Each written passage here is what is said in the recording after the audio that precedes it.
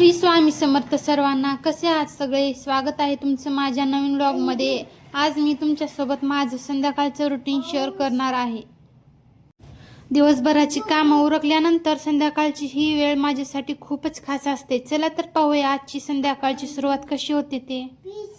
संध्याकाळ झाली की घरात एक वेगळाच उत्साह असतो. आशु आणि सन्मयची मस्ती सततच सुरू असते. आज मी रात्रीच्या जेवणात पुरी आणि भाजीचा बेत आखला होता.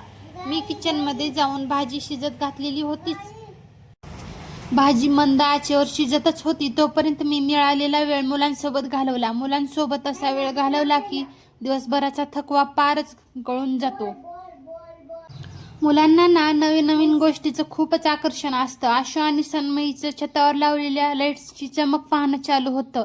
वरच्या रंगीबेरंगी लाईट्स चमकायला लागल्या की सन्मयीचे डोळे एकदम त्यांना पाहण्यातच मग्न होतात. आशुला पण या लाईट्स खूप आवडतात. तोही सन्मयीसोबत लाईट्सला पाहत खेळत असतो. मुलांचा हा निरागस आनंद पाहून एकदमच मन प्रसन्न होतं. मुलांचं खेळणं पाहून झाल्यावर मी पुन्हा किचनकडे वळले. किचन आवरायला सुरुवात केली. आपली पुरी भाजीची भाजी छान अशी शिजतच होती तोपर्यंत आजूबाजूचा ओटा आणि भांडी आवरून घेतली. किचन आवरता आवरता मनात एक विचार आला. एक आईचे स्वप्न, 2 मुले घेऊन संपूर्ण घर सांभाळणे आणि खरोखरच यातच खरं सुख आहे. गृहिणी म्हणून किंवा आई म्हणून काम भरपूर असतात, पण जेव्हा आपलं स्वतःचं घर आणि आपली बाळं हसताना आणि खेळताना दिसतात तेव्हा श्रमाचं सार्थक झाल्यासारखं वाटतं, नाही का? खरं तर माझी सन्मयी आता 1 वर्षाची झाली आहे, पण लहान मुलांच्या तब्येतीची काळजी घेणं खूपच महत्त्वाचं असतं. म्हणूनच तिला मी अजूनही कोमट पाणीच देत असते. लहान वयात पचनसंस्था नाजूक असते ना, त्यामुळे गरम पाण्याने मुलांचा. चला तर मंडळी, सगळं आवरून आपण जाऊया आपल्या पालकपुरीकडे.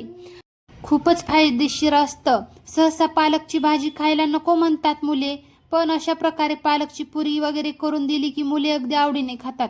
सगळ्यांचे जेवण झाल्यानंतर रात्री झोपण्यापूर्वी घर स्वच्छ असणे खूप गरजेचे असते. म्हणूनच मी शेवटी पूर्ण घरात नीट झाडू मारून घेतला. तर मंडळी, हे होतं माझं संध्याकाळचं साधं पण आनंदी रुटीन. एका आईची संध्याकाळ अशीच हसत खेळत आणि कामामध्ये निघून जाते. तुम्हाला माझा आजचा व्लॉग आवडला असेल तर नक्कीच कमेंट करून सांगा. तोपर्यंत मंडळी, काळजी घ्या. बाय.